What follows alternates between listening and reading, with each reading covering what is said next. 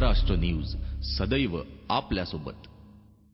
अहमदनगर जिल्हाधिकारी कार्यालयात निवेदन देण्यासाठी आलेल्या बुरुडगाव इथल्या काही महिला कार्यकर्त्या आणि पुरुषांना पोलिसांनी धक्काबुक्की केली। बुधवारी बुरुडगाव येथे पाण्याच्या कारणावरून 2 गटात मारामारी झाली होती। यामध्ये पोलिसांनी राजकारणी लोकांच्या दबावाला बळी पडून एकतर्फी कारवाई केली असल्याचा आरोप करत बुरुडगाव येथील काही महिला आणि पुरुष कार्यकर्ते जिल्हाधिकारी कार्यालयात निवेदन देण्यासाठी आले होते।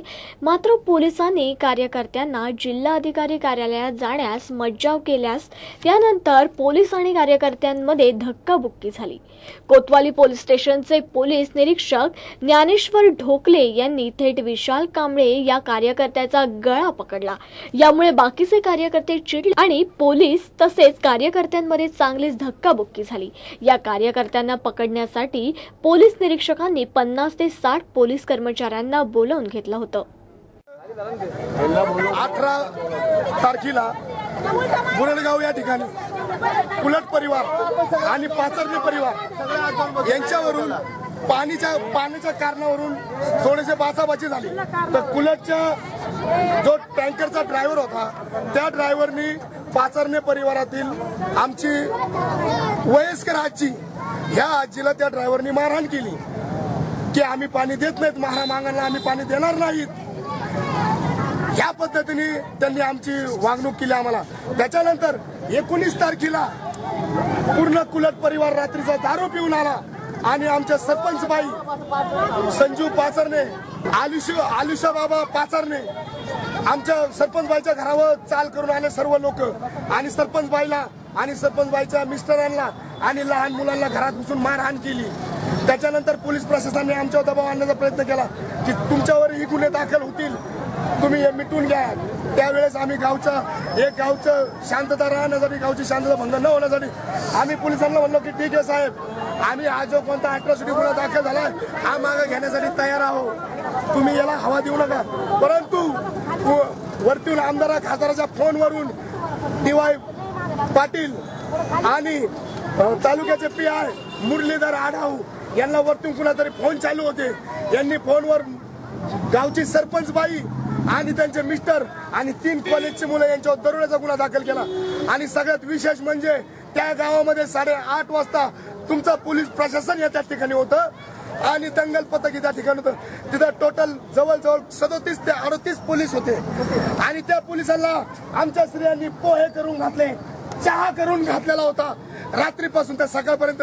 मग दरोडा हा कधी पडला? आडावणी ते जाऊन शहानिशा न करता आमच्या सरपंच बाईवर दरोड्याचा गुन्हा दाखल कस काय केला? जर आम्हाला या ठिकाणी न्याय नाही भेटला तर आम्ही स्वतःचा आत्मदहन करू। एवढ्या स्त्रिया, एवढ्या मुलांसहित आम्ही आज आत्मदहन करणार आहोत। आम्हाला न्याय भेटलाच पाहिजे। आमचे सरपंच आणि आमच्या सरपंच बाई या 169 खाली निर्दोष लगेचच्या लगेच बाहेर पाहिजे आणि कलेक्टर साहेब स्वतः इथं आले पाहिजेत। अरे जर कायदा आमच्या बापाचा असून जर आम्हाला नाही तर आम्हाला जगून बी फायदा नाही, आम्हाला फाशी द्या सर्वांना। सोलापूर शहर आणि परिसरात गेल्या 2 दिवसांपासून तापमानात असह्य वाढ होऊन 44 अंशाच्या घरात तापमान पोहोचलेलं आहे। या वाढत्या तापमानामुळे सोलापूरकर अक्षरशः हैराण झालेत। सकाळी 9 पासूनच उकाडा जाणवत असून यात आबालवृद्धांना अधिक त्रास जाणवत आहे। शहराचे तापमान यंदाच्या उन्हाळ्यात सर्वाधिक म्हणजे 43.7 अंश सेल्सिअस इतके वाढले होते। सकाळी 9 पासूनच अंगाला चटके बसू लागल्यामुळे नागरिक रस्त्यावरून फिरणे टाळत आहेत। वाढत्या असह्य तापमानामुळे दुपारी 12 ते सायंकाळी 4 पर्यंत रस्त्यावरील वाहतूक रुळावली आहे। अंगावर चटके बसू लागल्यामुळे हैराण झालेले नागरिक उन्हात कामे करणं टाळत आहेत। ऊन तसेच उष्म्यापासून सुटका होण्यासाठी थंड पेयांचा आधार महत्त्वाचा वाटू लागलाय।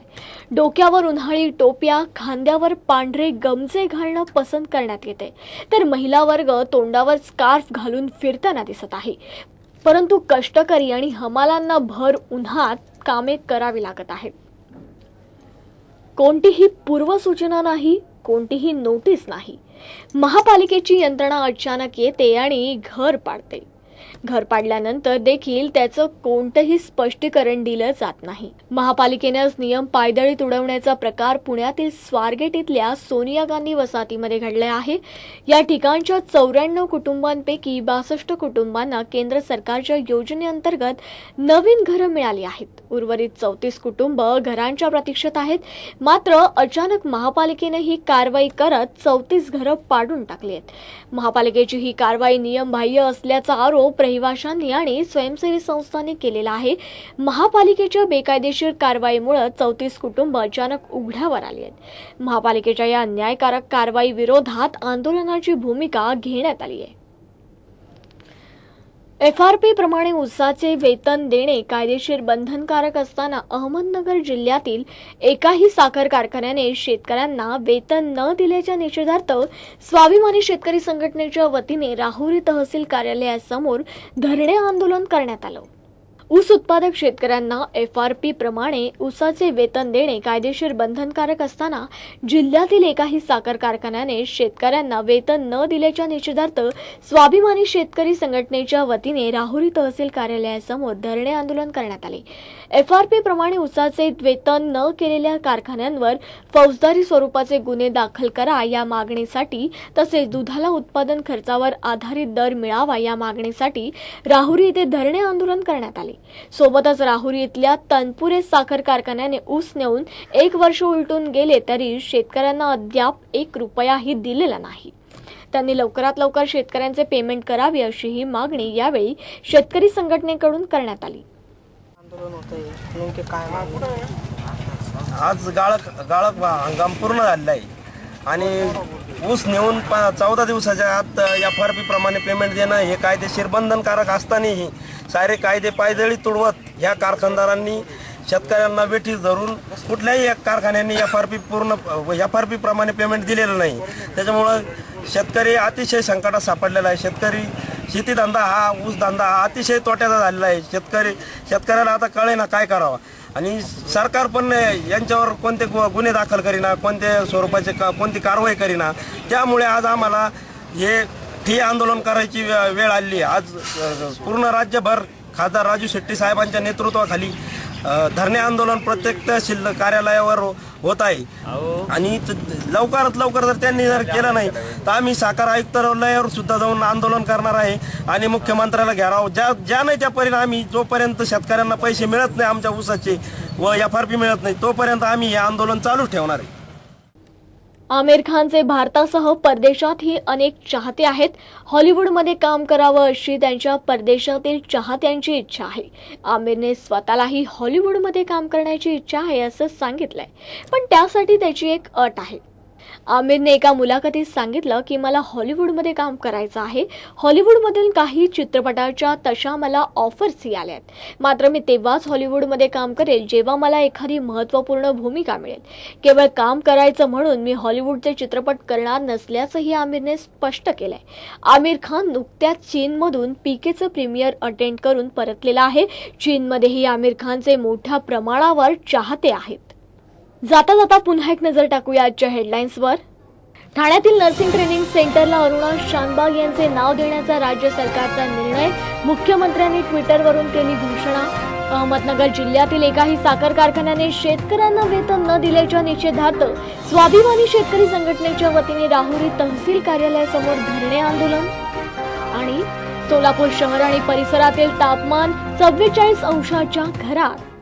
बुलेटिनमध्ये इथेच थांबूया। तुम्ही पाहत राहा फक्त गरजा महाराष्ट्र न्यूज, सदैव आपल्यासोबत।